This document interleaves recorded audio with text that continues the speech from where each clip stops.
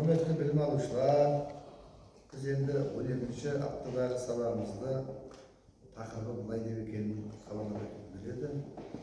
20-шы ғасырдың екінші жартысындағы Қазақстанда жүргізілген кеңестік реформалардың қайшылықтары мен салдарлары. 20-шы ғасырдың екінші жартысы бұл 1950 жылдан бері қарай басталады. Өткен сабақтарда айтып кеттік. Отан соғысындағы жеңістен кейін халық шаруашылығын қалпына келтіру деген үлкен саясат болды. Сол саясаттың барысында 50-ші жылға дейін елдің жағдайы дұрысталған сияқтанды. Дегенменен елде әлі күнге дейін азық-түлік тапшылығы деген мәселе шешілмеді. Сол сияқты өндірістің, экономиканың дамуы деген нәрселер тағы да кешеуілдеп жатты.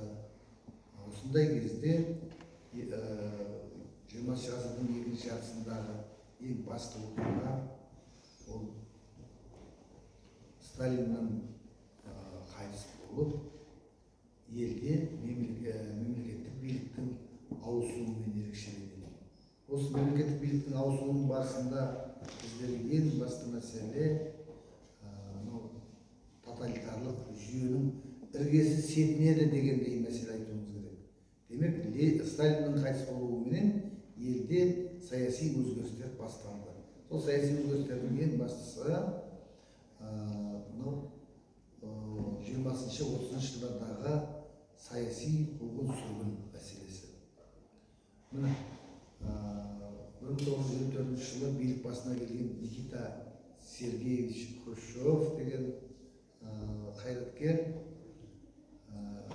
КОКП-ның 20-шы съезд деген әйгілі съезде жеке басқа табыну және оның зардаптарын жою туралы үлкен баяндама жасады. Осы баяндамасына сәйкес тиісті шаралар қабылданды. Соның барысында саяси қуғын-сүргін құрбандарын ақтау процесі басталды. Бұл жерде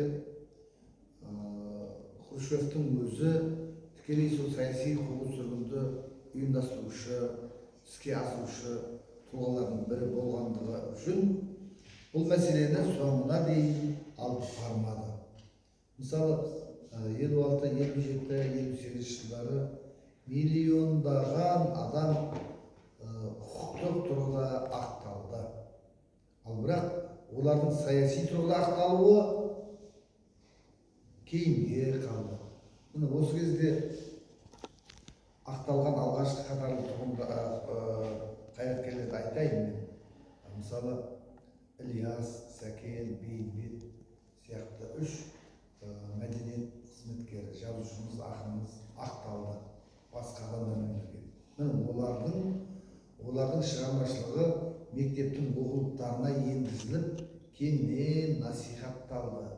Ал осы жылдары қаншама ақындар, жазушылар ақталған, қайраткерлер ақталған. Бұлар құқықтық тұрғыда ғана ақталып қоя салды. Ал олар саяси тұрғыда ақталып, елдің тарихынан өз орнын алуы тиіс еді, ол іске аспай қалды. Кімдер? Мысалы, 57-58 жылдары Қазақстанның мықты қайраткерлері Нәзір Төреқұлов, Тұрар Рысқұлов, Сұлтанбек Қожанов, Жанша Халел Досмұхамедовтер, Нұрмақов, Садуақасов тағысындағы көптеген қайраткерлеріміз құқықтық тұрғыда ақталғанымен саяси тұрғыда ақталмады. Олардың өмірі қызметі оқытылмады, мектеп оқулықтарына енген жоқ. Міне бұл жаңағы жеке басқа табынудың зардаптарын жоюдың соңына дейін іске асырылмағандығы, яғни орта жолда тоқтап қалғандығы, жанкеш сипатта іске асырылғандығының бір мысалы. Енді осы Никита Сергеевич Хрущевтің билігі кезеңі, жылымық кезеңі, немесе Хрущев декадасы деп айтылады.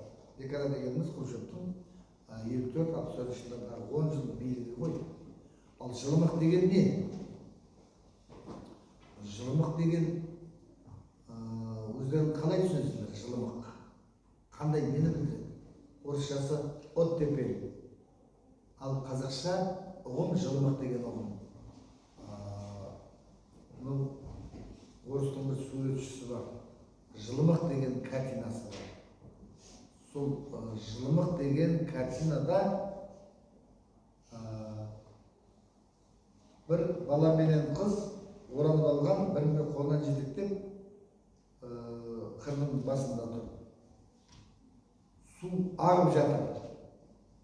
Су еріп жатыр, қар еріп жатыр. Сол қар ерген жерде бәйшешек бір жарып тұр.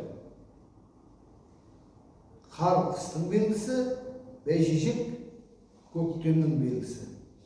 Ал қардың еріп, жылға болып, су болып ағып жатқаны, міне бұл күннің жылына бастағандығы деген сөз. Жылымық дегенді осындай картинамен берген.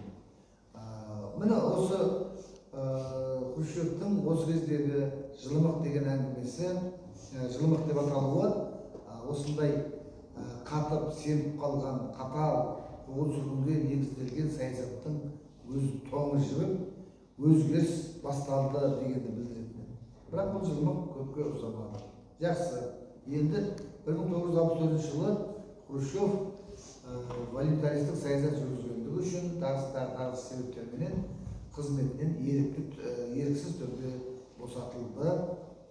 Ал Хрущевтің жүргізген реформалары өте көп еді. Ол ойластырылмаған реформалар. Мысалы, тың және тыңайған жерлерді игеру деген нәрсені көбіне Хрущевпенен байланыстырамыз. Шын мәнінде бұл тың және тыңайған жерлерді игеру одан бұрын жоспарластырылған мәселе. Хрущев осы тың және тыңайған жерлерді игеру арқылы елімізді азық-түлік тапшылығынан шығарамын деп ойлады. Міне осындай әдемі саясаттың астарында үлкен бір шовинистік пиғылдар жатты. Мысалы, Қазақстанға осы кезде миллиондап қоныстанушылар келді. Оларды 20 ғасырдың бас кезінде қоныстанушылар дейтін болсақ, бұл кезде тың игерушілер дейміз. Сол тың игерушілердің қатары кімдер? Мысалы, жүздеген, мыңдаған концлагерлерден қаншама адамдар босатылды. Сол босатылған адамдар оларға Ресейдің орталық қалаларында тұруға рұқсат жоқ. Сондықтан оларды Қазақстанға тоғытып айдады. Комсомол жастар дегенді айтады, басқаларды айтады. Сөйтіп қазақ жерінде бас-аяғы бір 5-6 жылдың ішінде миллиондаған өзге ұлттың өкілдері топырлап келді. Қазақстанның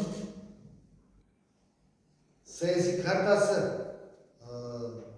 территориялық атаулары, ономастикасы мүлдем шұбарланды. Мысалы, Астрахан облысынан келгендер бір совхоз болып совхоз құрды. Совхоздың аты Астраханский, Волгоградский, Новгородский деген сияқты совхоздар көбейді. Ал бұл совхоздар үлкейді, ол жерге мектеп, орта мектеп салынды. Ал іргесінде тұрған қазақтың ауылы, оның мектебі жабылды, ол жерге мектеп салынған жоқ.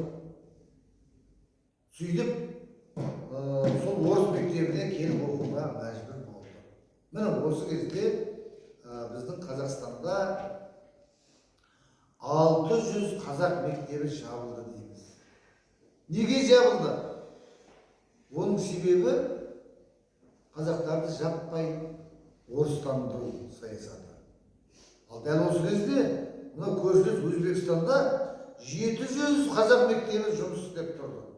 Өзбекстанда 700 қазақ мектебі жұмыс істеп тұрды. Қазақстанда 600 қазақ мектебі жабылды.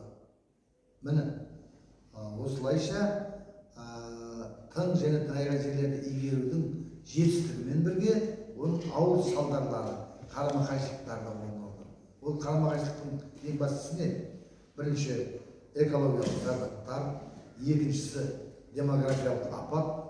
Ашаршылық кезінде демографиялық апат халықтың тең жартысын аштықпенен қырып салған болса, тың игеру кезіндегі демографиялық апат қазақты тілінен, дінінен, салт дәстүрінен айырып оларды ассимиляциялап жіберді. Осындай кезде Хрущевтің айтқан мынадай бір ойы бар. Біз неғұрлым орыс тілін тез үйренсек, біз соғұрлым коммунизмге ертерек жетеміз деді. Міне, осы идеяға мағұр болған қаншама аталарымыз өзінің балаларын, немерелерін қолынан жетектеп отырып, орыс мектебіне алып барды. Орысша біл балам, орысша білсең адам боласың. Орысша білмесең шабан боласың. Міне, осылайша қазақ жерінде қазақтарымыз, өзіміздің халқымыз 1959 жыл санақта 29% болып қалдық. 29% қазақ қалдық. Енді сәл ары кетсек, біз өзіміздің ұлттығымыздан айырыламыз. Міне, Хрущев осындай себептерменен биліктен кетті. Енді Москвада Новоселичье кладбище деген бар. Сол жерде үлкен қайраткерлік салынған. Мен сонда бір барғанымда Хрущевтің зиратын көрдім. Оны зиярат етейін дегенім жоқ. Оның басына қойылған ескерткіш белгіні өз көзіммен көрейін дедім. Хрущев өлгеннен кейін балалары сол кездегі ең мықты скульптордың біреуі неизвестныйға біздің әкеміздің басына ескерткіш жасап беріңіз дегенде, мақұл жасап берейін, бірақ менің еркіме қол сұқпаңдар дейді. Содан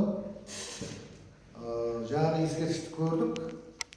Хрущевтің тек басы ғана тұр, ал желкесі қылышпен шапқандай шот түйіп тұр. Ал беті жартысы ақ, жартысы қара, мрамор. Бұл нені білдіреді?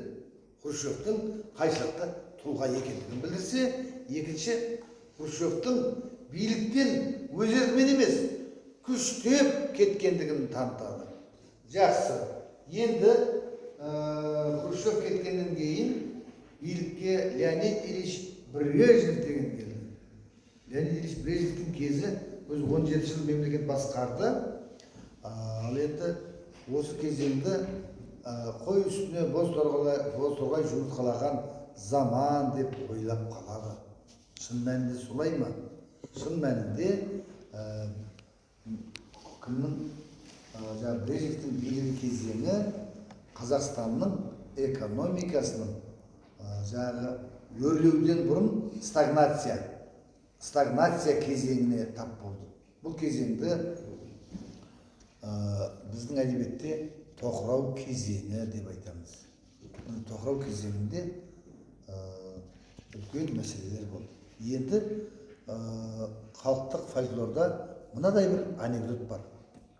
Мемлекет басшыларының әрекетіне берілген сипаттама. Бірінші, Ленин билік жасап отыр. Пойызбенен жолға шыққан саяси бюро мүшелері спецвагонда отыр. Сөйтсе, ақ гвардияшылар темір жолдың ішпалдарын шашып тастапты. Сонда Ленин түсе қалып, давайте, товарищи, будем организовать субботник деп, ішпалды көтеріп, орнына қойып, темір жол төсеп, арғай зу өтіп кетіпті.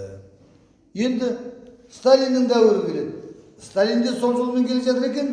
Енді бұл жолы байлар мен кулактар темір жолды тағы да шашып тастапты. Сосын темір жол халық комиссарын шақырып алып, өзіне сол ішпалды төсеттіріп, сосын өзін атып тастап, ары қарай кете беріпті. Енді Хрущевтің кезінде не болғанын оны айтпайды, Брежневке бірден келеді. Брежневтің саяси бюросы сол пойызбенен сол жолменен келе жатыр екен. Енді алкаштар шпалды сатып жіберіпті, рельсті металлоломға өткізіп жіберіпті.